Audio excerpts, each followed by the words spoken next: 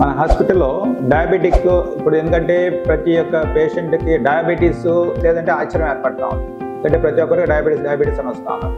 ఎందుకంటే దాంట్లో ఏమవుతుందంటే కాళ్ళల్లో ఈ స్పర్శ లేకుండా పోవడం, పెరిఫెరల్ న్యూరోపతి అంటారు. ఆ పెరిఫెరల్ న్యూరోపతిలో వాళ్ళు చిన్న చిన్న అల్సర్స్ని, చిన్న చిన్న పుండ్లని దాన్ని నెగ్లెక్ట్ చేస్తూ ఉంటారు అనమాట. ఆ నెగ్లెక్ట్ చేసినప్పుడు ఏముందంటే ఈ ఫుట్లో లేయర్స్ పోతూ ఉంటాయి అనమాట. లేయర్స్ ఉంటాయి, 4 లేయర్స్ ఆఫ్ ఫుట్ ఉంటుంది. ఆ లేయర్స్లో ఫుట్లో టెంపరీగా మారుతుంటుంది. తర్వాత మళ్ళీ ఫ్లేర్ అయిపోతుంటే షుగర్ లెవెల్ పెరిగితే మళ్ళీ ఇన్ఫెక్షన్ స్ప్రెడ్ అవుతూ ఉంటుంది అనమాట.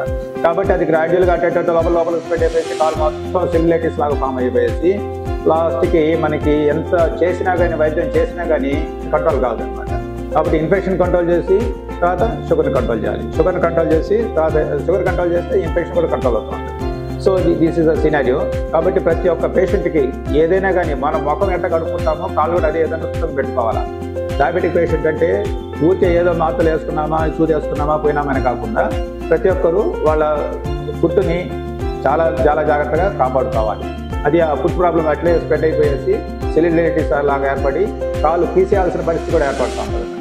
కాబట్టి అట్లాంటి పరిస్థితులు రాకుండా చేసుకోవడానికి ఇవన్నీ డైట్, లైఫ్ స్టైల్ మాడిఫికేషను, రెగ్యులర్గా మెడికేషన్ తీసుకుంటూ ఉండడము, అప్పుడప్పుడు డాక్టర్ ఫాలోఅప్ చెకప్ చేసుకుంటూ ఉండడము, ఇవన్నీ చేసుకుంటా ఉంటే చాలా వరకు ఈ యాంపిటేషన్ లేకుండా సేవ్ ఫుడ్ యాటిట్యూడ్ దాంతో చాలా వరకు చేసుకోవచ్చు అని నా కోరిక.